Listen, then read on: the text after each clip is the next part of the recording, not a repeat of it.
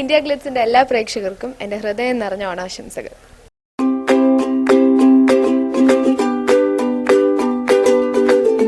Makeup ഉണ്ടോ ഇല്ല ആര് നോക്കുന്ന ഫഹദ് ഫാസിലിന്റെ ഹീറോയിൻ ആണ്, അടിപൊളി. സാർ അവസാനം സാറിന്റെ സ്പീച്ചിൽ പറഞ്ഞത് കേട്ടിട്ട് കരച്ചിലോ ചിരിക്കണോ എന്താന്ന് അറിയണ നടന്ന സ്റ്റെപ്പ് കയറിപ്പോയി ഒരു ബാൽക്കണിയിൽ ലാലേട്ടൻ ഇരിക്കണം. അയ്യോ അതൊരു മൊമെന്റ് തന്നെയായിരുന്നു ലാലേട്ടനെ കാണാൻ. അതുകൊണ്ട് അത് വളരെ നാച്ചുറലായിട്ട് വരികയും ചെയ്തു. ചേട്ടൻ ഇതിനെപ്പറ്റി വലിയ ധാരണയില്ലല്ലേ എന്നുള്ള ഡയലോഗ് ഇവളെ കൊണ്ട് തന്നെ നമ്മുടെ പാട്ട് പഠിപ്പിച്ചാലോ എന്ന് തോന്നി. അപ്പൊ അതേ വീണ്ടും ഒരു ലഡു പൊട്ടി.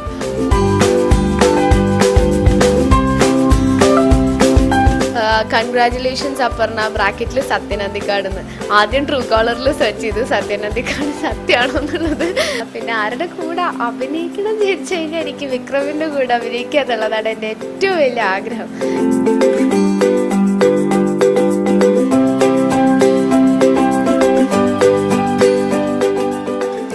Hi India glitz viewers, this is me Aparna Balamurali. ഇന്ന് നിങ്ങളുടെ കൂടെ കുറച്ച് വിശേഷങ്ങൾ പങ്കുവയ്ക്കാനാണ് ഞാനിവിടെ ഇരിക്കുന്നത്. ഇപ്പോൾ നെക്സ്റ്റ് തന്നെ റിലീസാവാൻ പോകുന്നത് ഒരു മുത്തശ്ശി കഥ എന്ന് പറഞ്ഞിട്ട് ജൂഡ് ആന്റണി ജോസഫിൻ്റെ മൂവിയാണ്. അപ്പോൾ ഈ ഒരു മൂവി ഓം ശാന്തി ഓശാന പോലെ തന്നെ ഒരു ഫീമെയിൽ ഓറിയൻറ്റഡ് മൂവിയാണ്. പക്ഷെ അതിലൊരു മുത്തശ്ശിയാണ് മെയിനായിട്ട് വരുന്നത്. So it sounds different actually, ഒരു മുത്തശ്ശി അതിൻ്റെ ഹീറോയിനായിട്ട് വരിക എന്നുള്ളത്. സോ എൻ്റെ റോളും ആലിസ് എന്ന് പറഞ്ഞൊരു റോള് നല്ല ഒരു റോളാണ്. ആ മുത്തശ്ശിയുടെ കൂടെ തന്നെ എപ്പോഴും ഉണ്ടാവുന്ന ഒരു റോളാണ്. കുറേ അപ്സ് ആൻഡ് ഡൗൺസ് ഉണ്ട് മൂവി. ആ ഒരു ക്യാരക്ടറിനാണെങ്കിലും ആ ഒരു കംപ്ലീറ്റ് ഫാമിലിയിലാണെങ്കിലും അങ്ങനെ ഒരു പക്ക ഒരു ഫാമിലി മൂവി ആയിട്ടാണ് എനിക്ക് തോന്നുന്നത് നടക്കുന്നുണ്ടായിരുന്നത്. നല്ല നല്ല ജോളി തന്നെ ആയിരുന്നു. നമ്മൾ വിചാരിക്കും ഈ നമ്മുടെ ടൈപ്പ് ഓഫ് ആൾക്കാരൊന്നും അല്ല എന്നൊക്കെ വിചാരം തന്നെ ഉള്ളൂ. You get closer to people you understand they were more cool than us എന്നുള്ളത് ദാറ്റ് ഈസ് ഫോർ ഷുവർ. അതുകൊണ്ട് എനിക്കും അതുപോലത്തെ എക്സ്പീരിയൻസ് ആണ്. കൂടെ ആ ഷെഡ്യൂൾ മുഴുവൻ കൂടെ നടന്നപ്പോഴും ഐ വാസ് ലൈക്ക് നമ്മളുടെ വിചാരം മാത്രമാണ് ഇവരിങ്ങനെ അടങ്ങി ഒതുങ്ങി ഇരിക്കുന്നത് എന്നുള്ളത്. Every one has a past. അതുകൊണ്ടാണ് കള്ളത്തരങ്ങളൊക്കെ പെട്ടെന്ന് കണ്ടുപിടിക്കാൻ പറ്റുന്നത്. സോ അതുപോലെ it was really nice experience to be with അങ്ങനത്തെ കുറേ സീനിയർ ആയിട്ടുള്ള ആൾക്കാരുടെ കൂടെ, അതുപോലെ ജൂഡ് ചേട്ടൻ്റെ കൂടെ വർക്ക് ചെയ്യാൻ പറ്റുന്നത്. It was all an experience. വളരെ നല്ലൊരു എക്സ്പീരിയൻസ് തന്നെയായിരുന്നു. ബേസിക്കലി ഒരു മൂവി എന്ന് പറയുന്നത് ജൂഡ് ആന്റണി ജോസഫ് എന്ന് പറഞ്ഞ ഡയറക്ടർ ആണ് എന്നെ ഏറ്റവും കൂടുതൽ എക്സൈറ്റ് ചെയ്ത കാര്യം ഈ മൂവി എടുക്കാൻ വേണ്ടിയിട്ട്. ഓം ശാന്തി ഓശാന എന്ന് പറഞ്ഞാൽ എത്ര കണ്ടാലും മതിവരാത്തൊരു മൂവിയാണ്. അതുകൊണ്ടാണ് ഈ മൂവി ഞാൻ എടുത്തത്.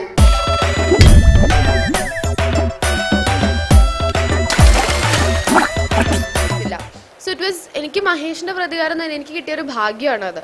അതുകൊണ്ട് തന്നെ എനിക്ക് ആദ്യം ഫസ്റ്റ് തിങ് ഇറ്റ് സെൽഫ് എൻ്റെ അടുത്ത് ഫഹദ് ഫാസിലിന്റെ ഹീറോയിനാന്ന് പറഞ്ഞപ്പോൾ തന്നെ I'd want to question I'd want to have another question of what I'm gonna do or എങ്ങനെയായിരിക്കും ഞാൻ ഇതിൽ. ഇറ്റ് വാസ് ടോട്ടലി അവർ പറയുന്നു ഞാൻ ചെയ്യുന്നു, അങ്ങനെയായിരുന്നു. കാരണം എനിക്ക് ഇതിലൂടെ എന്ന് വെച്ച് കഴിഞ്ഞാൽ നല്ലൊരു ടീമാണ്, നല്ല ആൾക്കാർ, വെരി ഗുഡ് ടീം. ദിലീഷ് ഏട്ടൻ എന്നൊക്കെ പറഞ്ഞു കഴിഞ്ഞാൽ അത്രയും നല്ലൊരു ആളുടെ കൂടെ വർക്ക് ചെയ്യാൻ പറ്റുക എന്നുള്ളത് തന്നെ was A really lucky thing for me. അതുകൊണ്ട് എനിക്ക് ഇപ്പം മേക്കപ്പ് ഇല്ലാണ്ട് അഭിനയിക്കുന്നതെന്ന് പറയുമ്പോൾ എനിക്ക് അതിലൊരു റിസ്ക് എന്നല്ല, I didn't bother much actually to be very frank. എനിക്ക് അങ്ങനത്തെ ഒരു ഞാനൊരു മേക്കപ്പ് ഇല്ലാണ്ടാണോ അയ്യോ ആൾക്കാർക്ക് ഇഷ്ടാവില്ലെന്ന് ഞാൻ ബോദർ ചെയ്തിട്ടില്ല. ശരിക്കും പറഞ്ഞാൽ സ്ക്രീനിൽ കാണുമ്പോൾ മേക്കപ്പ് ഇല്ല, പിന്നെ എനിക്കും ഇത് അറിയില്ല അവർക്ക് എന്താ വേണ്ടേ, ഡയറക്ടർക്ക് എന്താ വേണ്ടേ എന്നുള്ളത് എനിക്കറിയില്ല. ബേസിക്കലി എൻ്റെ ഒരു പോളിസി പ്രകാരം ഞാനൊരു ആക്ടിങ് കരിയറിലേക്ക് വരുമ്പോൾ എനിക്കൊരു മൈൻഡിലുള്ള എന്താണെന്ന് വെച്ചാൽ ആ duty is to act and the director knows what he wants, അല്ലെങ്കിൽ the script writer knows what he wants. അത് ക്യാരക്ടർ ആവുക എന്നുള്ളതാണ് നമ്മുടെ duty as an artist or an actor. അപ്പോൾ പിന്നെ നമ്മൾ അതിൽ കൂടുതൽ തർക്കിച്ച് നിന്നിട്ട് കാര്യമില്ല. ഇതിപ്പോൾ എന്ത് മൂവി ആണെങ്കിലും ശരി, ഇനിയിപ്പോൾ വരണ മൂവീസ് ആണെങ്കിലും ശരി, എനിക്കൊരു ബേസിക് ഇതെന്ന് വെച്ചാൽ ഡയറക്ടർക്ക് എന്താ വേണ്ടതെന്ന് വെച്ചാൽ അത് ചെയ്യുക എന്നുള്ളതാണ് എൻ്റെ ഡ്യൂട്ടി എന്നുള്ളതാണ് എൻ്റെ വിശ്വാസം. അപ്പോൾ അതുകൊണ്ട് തന്നെ മഹേഷിന്റെ പ്രതികാരത്തിൽ ലീസ്റ്റ് ബോധേഡ് ആയിരുന്നു. മേക്കപ്പ് ഉണ്ടോ ഇല്ല ആര് നോക്കുന്ന ഫഹദ് ഫാസിലിന്റെ ഹീറോയിനാണ്, അടിപൊളി, അത്ര എനിക്ക് അറിയണ്ടായിരുന്നുള്ളൂ. അതാണ് മേക്കപ്പ് ഇല്ലാത്തതിനെ പറ്റിയിട്ട് I was not bothered at all. നിങ്ങളുടെ പ്രകാശിലെ സ്റ്റുഡിയോ എങ്ങനെയുണ്ട്? ഭാവനയാണോ? അടിപൊളിയാ.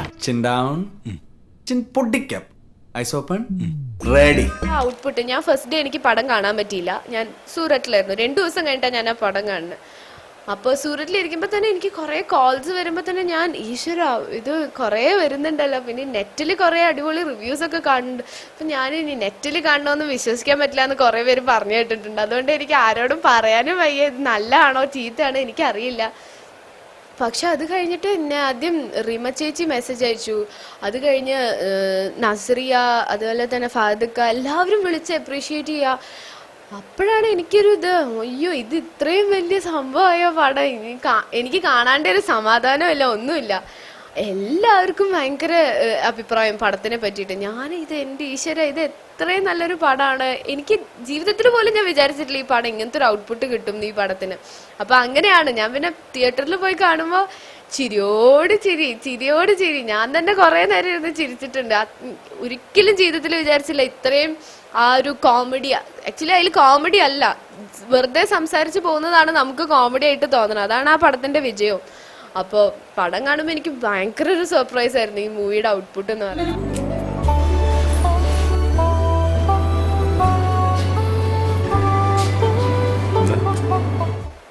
ആക്ച്വലി ഈ പടം കണ്ടിട്ട് ഞാൻ നേരത്തെ പറഞ്ഞ പോലെ ഇത്രയും ഹിറ്റാവും എന്നുള്ളത് അറിഞ്ഞിരുന്നില്ല. അത് കൂടുതൽ എനിക്ക് എക്സൈറ്റ് ചെയ്തൊരു 2-3 കോൾസ് ഉണ്ട്. ഒന്ന് സത്യനന്ദിക്കാട് സാറിൻ്റെ കോള്.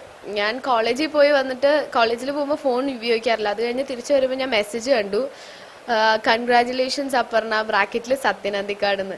ആദ്യം ട്രൂ കോളറിൽ സെർച്ച് ചെയ്തു സത്യനന്ദിക്കാട് സത്യമാണോ എന്നുള്ളത്. അത് കഴിഞ്ഞിട്ട് ഞാൻ തിരിച്ച് വിളിച്ച് സാറ് കുറേ അപ്രീഷിയേറ്റ് ചെയ്തു.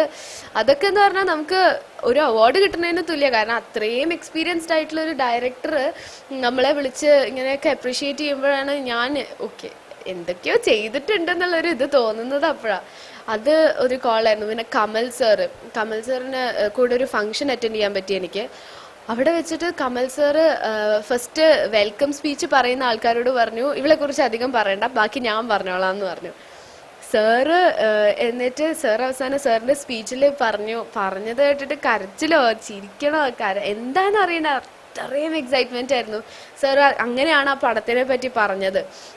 എൻ്റെ ക്യാരക്ടറിനെ പറ്റിയിട്ടാണെങ്കിലും എല്ലാം അതിലെ ഓരോ ക്യാരക്ടേഴ്സിനെ പറ്റിയിട്ട് സാർ പറഞ്ഞു, എൻ്റെ ക്യാരക്ടറിനെ പറ്റിയിട്ട് പറഞ്ഞു. അപ്പോൾ അതൊക്കെ കേൾക്കുമ്പോൾ ഒരു വളരെയധികം എക്സൈറ്റ്മെൻ്റ് ആയിരുന്നു. ഹൈലൈറ്റ് കോൾ അല്ലെങ്കിൽ തീരെ എക്സ്പെക്ട് ചെയ്യാത്തൊരു കോൾ എന്ന് പറയുന്നത് ലാലേട്ടൻ്റെ ആയിരുന്നു. ലാലേട്ടൻ ആക്ച്വലി ഞങ്ങളുടെ ഫിലിമിൻ്റെ ഒരു പ്രൊഡ്യൂസർ ഉണ്ടായിരുന്നു, സന്തോഷ് ശങ്കളാണ് ഇതിലേക്ക് എത്തിച്ചത്. ലാലേട്ടൻ മൂവി കണ്ടിട്ട് എല്ലാവരും വിളിച്ച് കൺഗ്രാജുലേറ്റ് ചെയ്തു. അപ്പോൾ എൻ്റെ അടുത്ത് ഇങ്ങനെ ഈ മൂവിയുടെ ഒരാൾ പറഞ്ഞു ഇങ്ങനെ ലാലേട്ടൻ വിളിക്കും. അപ്പോൾ ഞാൻ എന്താ ഒന്നും കേട്ടില്ല എന്ന് പറഞ്ഞു. അത് ലാലേട്ടൻ വിളിക്കും. അപ്പോൾ ലാലേട്ടൻ എനിക്ക് മെസ്സേജ് അയക്കുകയാണ് ചെയ്തത്. That was A moment. ഞാൻ കാരണം ലാലേട്ടൻ എന്ന് പറഞ്ഞാൽ ആ ലാലേട്ടൻ്റെ ഓരോ പടങ്ങളും എൻ്റെ മനസ്സിലേക്ക് വരുന്നൊരു അയ്യോ ലാലേട്ടൻ തന്നെയാണോ എന്നെ ഇങ്ങനെ വിഷ് ചെയ്തതെന്ന് വിചാരിച്ചിട്ട് ഐ വാസ് സോ എക്സൈറ്റഡ്. അത് കഴിഞ്ഞ് ഞാൻ തന്നെ ലാലേട്ടൻ്റെ അടുത്ത് തന്നെ എനിക്ക് ലാലേട്ടനെ ഒന്ന് കാണാൻ ആഗ്രഹമുണ്ടെന്ന്. ലാലേട്ടന് അതിന് ഒരു കുഴപ്പം പറഞ്ഞില്ല. കൊച്ചിനിലുണ്ടെങ്കിൽ കൊച്ചിനിലേക്ക് വന്നോളാൻ പറഞ്ഞു. അങ്ങനെയാണ് ഞാൻ ഒപ്പം സെറ്റിൽ പോയി ലാലേട്ടനെ കണ്ടു. ലാലേട്ടനെ കാണാന്ന് പറഞ്ഞു കഴിഞ്ഞാൽ നമ്മളിങ്ങനെ ഒരാള് ഇവിടുന്ന് കൂട്ടിക്കൊണ്ട് പോയി.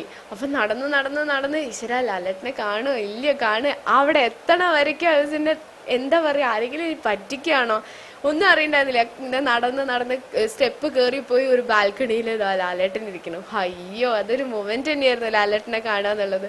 അപ്പോൾ ദാറ്റ് വാസ് ലൈക്ക് ലാലേട്ടൻ ഓരോരുത്തർക്കും എന്നെ ഇൻട്രൊഡ്യൂസ് ചെയ്ത് കൊടുക്കുന്നത് കേൾക്കുമ്പോഴും ഇറ്റ് വാസ് ലൈക്ക് ഓരോരോ അവാർഡ് കിട്ടിക്കൊണ്ടിരിക്കണ പോലെയായിരുന്നു. കാരണം ലാലേട്ടൻ എന്ന് പറയുന്ന ഒരു നടൻ എന്നെ ഇങ്ങനെ ഇൻട്രൊഡ്യൂസ് ചെയ്യാന്ന് വെച്ച് ഓരോരുത്തർക്ക് ഇൻട്രൊഡ്യൂസ് ചെയ്ത് കൊടുക്കാന്ന് വെച്ച് കഴിഞ്ഞാൽ ഐ വാസ് താങ്കിങ് ദിലീഷ് ഏട്ടൻ. ആക്ച്വലി ഓരോരോ കമൻസിനും എനിക്ക് ദിലീഷ് ഏട്ടനായിരുന്നു ഞാനിങ്ങനെ ഉള്ളിൽ താങ്ക് യു സോ മച്ച്. പിന്നെ എന്നെ ഇതിലേക്ക് കൊണ്ടുവന്ന എൻ്റെ ടീച്ചർ ഉണ്ണിമായ മാം. അപ്പോൾ ഇവരെ രണ്ടുപേരായിരുന്നു ഞാൻ എപ്പോഴും താങ്ക് യു നന്ദി പറഞ്ഞുകൊണ്ടേ ഇരിക്കണ്ടായിരുന്നത് ഈ ഓരോ കമൻസ് എനിക്ക് കിട്ടുമ്പോൾ. എനിക്ക് ഇഷ്ടപ്പെട്ടു എന്ന് പറഞ്ഞു കഴിഞ്ഞാൽ ഞാനിങ്ങനെ എനിക്ക് രസകരമായി തോന്നിയത് ചേട്ടൻ ഇതിനെപ്പറ്റി വലിയ ധാരണയില്ല അല്ലേ. അതെനിക്ക് കാരണം ഞാൻ തന്നെ ആ ഫോട്ടോ കണ്ടിട്ട് ശരിക്കും ഞാൻ ഒന്ന് സങ്കടപ്പെട്ടു പോയി ആ ഫോട്ടോ കണ്ടിട്ട്. അത് കഴിഞ്ഞിട്ട് അതുകൊണ്ട് അത് വളരെ നാച്ചുറലായിട്ട് വരികയും ചെയ്തു, ചേട്ടൻ ഇതിനെപ്പറ്റി വലിയ ധാരണയില്ല അല്ലേ എന്നുള്ള ഡയലോഗ്. അത് കഴിഞ്ഞിട്ട് എനിക്ക് ഇഷ്ടപ്പെട്ടത് മരണ വീട്ടിൽ ലാസ്റ്റ് ഞാൻ പറയുന്ന ഒരു ഡയലോഗാണ്, ഇടി കിട്ടി എന്തായാലും ഇനി ഇടി കിട്ടാൻ തന്നെ പോകുന്നുള്ളൂ, അതുകൊണ്ട് ഇതിപ്പോൾ തീർത്തോ ഇല്ലെങ്കിൽ ഇത് പിന്നീട് വീണ്ടും ചേട്ടന് ഇടി കിട്ടുന്നുള്ള ഡയലോഗ് കുംഫൊക്കെ വെറും കോമഡി അല്ലേ ചേട്ടാ, അതൊക്കെ എനിക്ക് കുറച്ച് എനിക്കിഷ്ടമുള്ള ഡയലോഗ്. അതുപോലെ ചേട്ടൻ സൂപ്പറാന്നുള്ള ഡയലോഗ്, അതൊക്കെ വളരെ ചേട്ടൻ സൂപ്പറാന്നുള്ള ഡയലോഗ് വളരെ കഷ്ടപ്പെട്ടിട്ടാണ് ഞാൻ പറഞ്ഞത്. വളരെ കഷ്ടപ്പെട്ടിട്ടൊന്നല്ല, ആ ഒരു ഫീല് കിട്ടണമായിരുന്നു ദിലീഷ് ചേട്ടന്. ആ ഒരു ഞാൻ പറയുമ്പോൾ ആ മഹേഷ് ഭാവന എന്ന് പറഞ്ഞ ഒരു ഫോട്ടോഗ്രാഫറിന് തോന്നണം ലൈക്ക് ആ ഒരു കഴിവ് തനിക്ക് ഉണ്ട് എന്നുള്ളത് തോന്നണം എന്ന്. ഫഹദ് ഫാസിൽ എന്ന് പറഞ്ഞൊരു ആക്ടറിന്റെ മുമ്പിൽ എനിക്ക് ഭയങ്കര ഇഷ്ടമുള്ളൊരു ആക്ടറാണ്. എന്താ പറയുക, ഈ കണ്ണുകൊണ്ട് എക്സ്പ്രഷൻസ് ഒക്കെ വരുത്തുക എന്നുള്ള ഞാൻ കണ്ടിരിക്കുന്നത് ഫഹദ് ഫാസിൽ എന്ന് പറഞ്ഞൊരു ആക്ടർ എന്നാണ്. അപ്പം ഞാൻ തന്നെ അലക്കാറുണ്ട്, ഈശ്വര ഇയാളുടെ കണ്ണിലേക്ക് 2 മിനിറ്റ് കൂടുതൽ നോക്കിക്കാൻ പറ്റില്ല, എന്തോരം ഇത് കണ്ണോ കാന്തമോ എന്ന് ചോദിക്കുന്ന പോലത്തെ ഒരു അവസ്ഥയാണ്, എന്തോ ഒരു മാജിക്കൽ ഐസ് ആണ് അത്. അതുകൊണ്ട് തന്നെ ഞാനിങ്ങനെ ഫേസ് ടു ഫേസ് അഭിനയിക്കുമ്പോൾ ഞാൻ ചിലപ്പോൾ താഴേക്ക് അങ്ങനെ കുറച്ച് പ്രശ്നങ്ങൾ ഉണ്ടായിരുന്നു. But then as a person ഭയങ്കര ജോവിയലായിട്ട് എന്നെ എത്രത്തോളം കംഫർട്ടബിൾ ആക്കാൻ പറ്റുമോ, ഒരു പുതിയ ആക്ടറിനെ എത്രത്തോളം കംഫർട്ടബിൾ ആവാൻ പറ്റുമോ അത്രയും കംഫർട്ടബിൾ ആക്കിയിട്ടുണ്ട്. ഒരു തരത്തിലുള്ള ഒരു അയ്യോ ഇതെന്താ ശരിയാവാത്ത, അയ്യോ എനിക്ക് മടുത്തു, ഇതെന്താ ഈ കുട്ടിയുടെ ശരിയാവാത്ത ഒന്നുമില്ല. സജഷൻ ഷോട്ട് ആണെങ്കിൽ പോലും he gives me that expression, എന്നാൽ എനിക്ക് റെസ്പോണ്ട് ചെയ്യാം, അങ്ങനെ അതിനനുസരിച്ച് റിയാക്ട് ചെയ്യാം എന്നുള്ള പോലെ. അത്രയും നല്ലൊരു ആക്ടറാണ്. ആ ഒരു ആക്ടിങ് എന്നുള്ള പ്രൊഫഷനോട് നീതി പുലർത്തുന്ന ഒരാളായിട്ടാണ് എനിക്ക് തോന്നിയത്. അപ്പോൾ to act with him was really a great experience.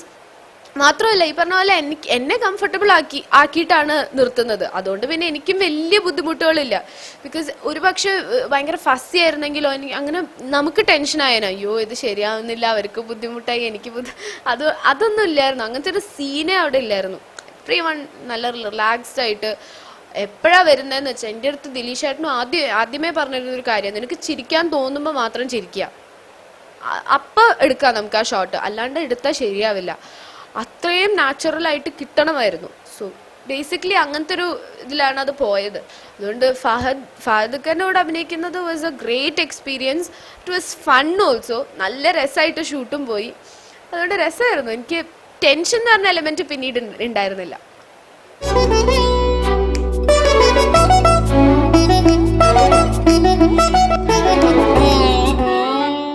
ഞാൻ നേരത്തെ പറഞ്ഞ പോലെ എൻ്റെ ടീച്ചറാണ് ഇതിലേക്ക് എന്നെ സജസ്റ്റ് ചെയ്തത് ആദ്യം.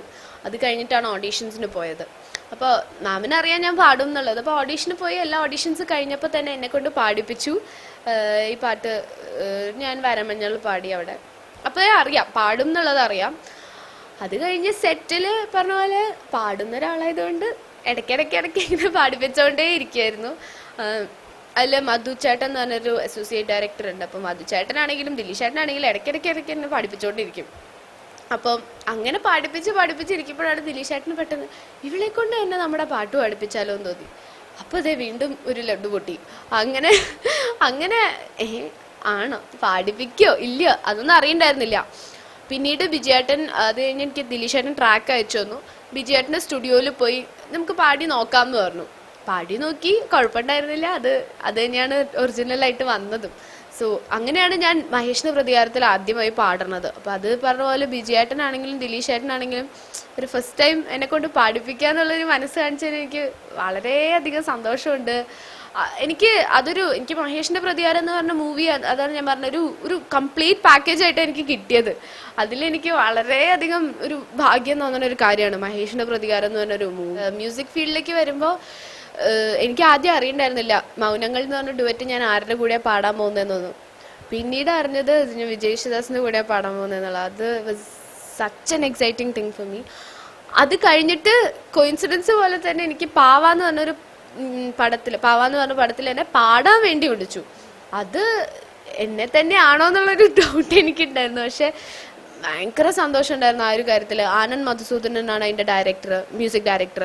അപ്പോൾ ആനന്ദേട്ടൻ എന്നെ വിളിച്ചു പാടാൻ, ഇങ്ങനത്തെ ഒരു പാട്ടുണ്ട്. സോ പറഞ്ഞു വന്നപ്പോൾ അതും വിജയ് യേശുദാസിൻ്റെ കൂടെ. അപ്പം ഈ കഴിഞ്ഞ 2 പാടം എനിക്ക് പാടാൻ കിട്ടിയത് വിജയ് യേശുദാസിൻ്റെ കൂടെ. അപ്പം എനിക്കത് ഭയങ്കര സന്തോഷമുള്ളൊരു കാര്യം. കാരണം ഇപ്പോഴത്തെ ഏറ്റവും ഒരു ടോപ്പ് സിംഗറാണ് വിജയ് ചേട്ടൻ എന്നുള്ളത്. എനിക്ക് അതുകൊണ്ട് ഭയങ്കര സന്തോഷമുണ്ട് വിജയ് യേശുദാസിൻ്റെ കൂടെ പാടാൻ പറ്റിയത്.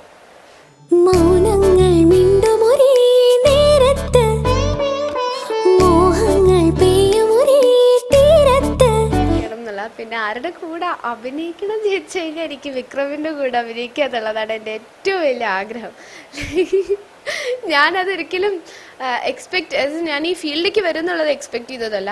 പക്ഷേ എനിക്ക് അതിന് മുന്നേ തന്നെ ഈ വിക്രം മൂവീസൊക്കെ കാണുമ്പോൾ ഈ ഫിലിം ഫീൽഡിലേക്കൊന്നും വരില്ല, വന്നാലും ഇല്ലല്ലോ എന്ന് കാണും. പക്ഷെ എനിക്ക് വിക്രമിൻ്റെ കൂടെ അഭിനയിക്കണം എന്ന് എനിക്ക് എന്തോ ഭയങ്കര ആരാധനയാണ്. കാരണം അദ്ദേഹം ചെയ്യുന്ന ഓരോ റോളുകളും എത്ര വേഴ്സറ്റൈലായിട്ടാണ് ചെയ്യാന്നുള്ളത്. അതുപോലെ ഞാൻ ഈ ഇടയ്ക്ക് ഒരു അവാർഡ് നൈറ്റിന് പോയപ്പോഴാണ് ഖുഷ്ബു മാം ഇങ്ങനെ പറയുന്നുണ്ടായിരുന്നു, വിക്രം സാറിൻ്റെ ഒരു ഫോട്ടോ കണ്ടാൽ അത് ഏത് മൂവിയാന്ന് പറയാൻ പറ്റും എന്നുള്ളത്. So that is what is like inspiring. ഏത് ക്യാരക്ടർ ആണെങ്കിലും how he works for that character. ഇപ്പം ഏതൊരു ഫോട്ടോ എടുത്താലും അത് ഏത് മൂവിയാണ് അദ്ദേഹത്തിൻ്റെ എന്ന് പറയാൻ പറ്റും. അതുകൊണ്ടാണ് എനിക്ക് ആ ഒരു ആക്ടിങ്ങിനോട് കാണിക്കുന്ന ഒരു പാഷൻ, അല്ലെങ്കിൽ അതിനോട് കാണിക്കുന്ന ആ ഒരു സ്നേഹം, അതിനു വേണ്ടി വർക്ക് ചെയ്യുന്നത്, അതൊക്കെയാണ് എനിക്ക് ഏറ്റവും കൂടുതൽ അട്രാക്ട് ചെയ്യുന്ന ഒരു കാര്യം. അപ്പോൾ my dream is to work with him, സത്യം പറയാ. Because I just love that as a person, as an actor, professionally he's one of the best എന്ന് എനിക്ക് തോന്നിയിട്ടുണ്ട്. അതുകൊണ്ട് എനിക്ക് അത് ഒരു dream in film industry. Second class യാത്രയിൽ എന്നെ നോട്ട് ചെയ്തിട്ടുണ്ട്, ബട്ട് ദെൻ അതിനൊരു ടൈം കിട്ടിയില്ല. ആൾക്കാർക്ക് അതൊന്ന് ആ ഒരു ക്യാരക്ടറിനെ കൺസീവ് ചെയ്യാൻ അങ്ങനത്തെ ഒരു ടൈം കിട്ടിയിരുന്നില്ല. കാരണം അത്രയ്ക്കും കുറവേണ്ടായിരുന്നുള്ളൂ. ബട്ട് ദെൻ ആ പാട്ടിലായതുകൊണ്ട് കുറേ തവണ ആൾക്കാർ കണ്ടിട്ടുണ്ട്. നല്ല ഹിറ്റായിട്ടുള്ളൊരു പാട്ടുമാണത്. അതുകൊണ്ട് ഇഷ്ടംപോലെ തവണ ആൾക്കാർ അത് കണ്ടിട്ടുണ്ട് പടത്തിൽ. ബട്ട് ദെൻ അപ്പോഴേക്കും പുതിയ പുതിയ പടങ്ങൾ വന്നു, കുറേ ഹിറ്റ് പടങ്ങൾ വന്നു. സോ ദെൻ ഈവൻ എനിക്കും ഞാനീ പറഞ്ഞ പോലെ മൂവീസിലേക്ക് വരണം എന്നുള്ളൊരു ആളായിരുന്നില്ല ഞാൻ. ബട്ട് ദെൻ വന്ന് കിട്ടിയ അവസരം എനിക്ക് കളയാൻ ഇഷ്ടമുണ്ടായിരുന്നില്ല. അതുകൊണ്ടാണ് ഞാൻ ഈ ഒരു ഫീൽഡിലേക്ക് വന്നത്. അപ്പം സെക്കൻഡ് ക്ലാസ് യാത്രയിൽ ഞാനിങ്ങനെ ഒരു പാട്ടിൽ ഞാനും പിന്നെ അറിഞ്ഞ് ഞാൻ ചേട്ടനെ തേച്ചിട്ട് പോകുന്നുള്ള കാര്യം. അതുകൊണ്ട് അതിൽ തേച്ചിട്ട് ഇതിൽ ഞാൻ ഓൾറെഡി എല്ലാം പോയി കിടക്കുന്നൊരു ചേട്ടനെ കരകയറ്റുന്നൊരു സംഭവമാണ്. അതിലെനിക്കൊരു സന്തോഷമുണ്ട്. ഞാൻ ആരെയോ എന്തൊക്കെയോ ആക്കുന്നു എന്നുള്ളൊരു ഫീൽ എനിക്ക് മഹേഷിൻ്റെ പ്രതികാരത്തിൽ കിട്ടി. സോ ബേസിക്കലി സെക്കൻഡ് ക്ലാസ് യാത്ര എന്ന് പറഞ്ഞൊരു മൂവി എനിക്ക് വളരെയധികം ഒരു പുഷ് തന്നിട്ടുണ്ട്. കാരണം എന്താണെന്ന് വെച്ചാൽ അത്രയേ ഉള്ളൂ എന്നുണ്ടെങ്കിലും അവർ ഇപ്പോൾ പോസ്റ്റേഴ്സ് ആണെങ്കിലും ആ പാട്ടാണെങ്കിലും അവർ നല്ല രീതിക്ക് അതിനെ പ്രൊമോട്ട് ചെയ്തിട്ടുണ്ടായിരുന്നു. അപ്പോൾ അതെനിക്കൊരു കോൺഫിഡൻസ് തന്നിരുന്നു. ഇല്ലെങ്കിൽ ഞാൻ ആക്ച്വലി സെക്കൻഡ് ക്ലാസ് ഇതിൽ നിൽക്കുമെന്ന് എനിക്ക് തോന്നുന്നില്ല. എനിക്ക് അതിലൊരു എന്തെങ്കിലും ഒരു അയ്യോ ഇതിപ്പോൾ ആകെ ഇത്രയേ ഉള്ളൂ എന്നുള്ളൊരു തോട്ട് അവർ തോന്നിപ്പിച്ചിട്ടേ ഇല്ല സെക്കൻഡ് ക്ലാസ് യാത്ര എന്ന് പറഞ്ഞ ടീം. അതുകൊണ്ടാണ് എനിക്ക് ഇത്രയൊരു കോൺഫിഡൻസ് കിട്ടിയത് പിന്നീട് മൂവീസ് ചെയ്യാനൊക്കെ. So I'm very thankful to that team ആ കാര്യത്തിൽ. അമ്പാഴം തണലിട്ടൊരിടവഴിയിൽ കുമ്മായം കുറി തൊട്ട മതിലരികിൽ. ബേസിക്കലി എനിക്ക് ഇപ്പോൾ മൂവീസിൽ വന്നതുകൊണ്ട് എനിക്കിപ്പോൾ ഒരു നല്ലൊരു ആക്ടർ, നല്ലൊരു സിംഗർ ഒക്കെ ആവണം. അതിൻ്റെ കൂടെ തന്നെ I M an architecture student. അപ്പോൾ ആർക്കിടെക്ചർ എന്ന് പറയുന്ന ഒരു ഫീൽഡ് എനിക്ക് എപ്പോഴും ഇഷ്ടമുള്ളത്. ബിക്കോസ് എയ്ത്ത് സ്റ്റാൻഡേർഡ് ഓൾമോസ്റ്റ് തൊട്ടിട്ട് ഞാനിങ്ങനെ എന്താണെന്ന് അറിയില്ലെങ്കിലും എനിക്ക് ആർക്കിടെക്റ്റ് ആവണം എന്നൊക്കെ പറഞ്ഞിരുന്നു. പിന്നെയാണ് അതിനെക്കുറിച്ച് അറിഞ്ഞത്. Architecture it is to make something new എന്നുള്ളൊരു കോൺസെപ്റ്റിൽ അതുകൊണ്ടാണ് എനിക്ക് ആർക്കിടെക്ചർ ഞാൻ ചൂസ് ചെയ്യാൻ കാരണം. It's very creative field. അതുകൊണ്ട് എനിക്ക് ആർക്കിടെക്ചർ എന്ന് പറയുന്നത് ഞാനിപ്പോൾ എത്ര മൂവീസിൽ വന്നിട്ടുണ്ടെങ്കിലും എനിക്കതൊരിക്കലും വിടണ്ട എന്നുള്ളൊരു കാര്യമാണ്. So definitely I become an architect. ഒരു 2-3 കൊല്ലം കൂടി കഴിഞ്ഞാൽ ഞാൻ ഒരു ആർക്കിടെക്റ്റ് ആവും, ദാറ്റ് ഈസ് ഫോർ ഷുവർ. പക്ഷേ ഒപ്പം തന്നെ എനിക്ക് ഈ ആക്ടിങ് ആണെങ്കിലും സിംഗിങ് ആണെങ്കിലും ഡാൻസ് ആണെങ്കിലും ഇതൊക്കെ കൂടെ കൊണ്ട് നടക്കണം എന്നുള്ള ആഗ്രഹം. ഇത്രയും നേരം എൻ്റെ വിശേഷങ്ങൾ കേട്ടുനിന്ന എല്ലാവർക്കും എൻ്റെ വലിയ താങ്ക്സ്. നിങ്ങളുടെ സപ്പോർട്ടാണ് ലൈക്ക് ഞങ്ങൾ ഓരോ ആക്ടേഴ്സിനെയും ഉയർത്തിക്കൊണ്ടുവരിക. That's very important. നിങ്ങളെല്ലാവരും ഭയങ്കര ഇമ്പോർട്ടൻ്റ് ആണ്. സോ എല്ലാവരും പ്രാർത്ഥിക്കണം, അനുഗ്രഹിക്കണം എപ്പോഴും. ഇനി വരുന്ന മൂവീസിനാണെങ്കിലും സപ്പോർട്ട് ചെയ്യണം. I try to do my level best. Thank you so much. മൗനങ്ങൾ മിണ്ടുമൊരേ നേരത്ത്, മോഹങ്ങൾ പെയ്യുമൊരേ തീരത്ത്, ഇതുവരെ തിരയുവതെല്ലാം മനസ്സിനിതളിലറിയ ശലഭമായി വരവാ.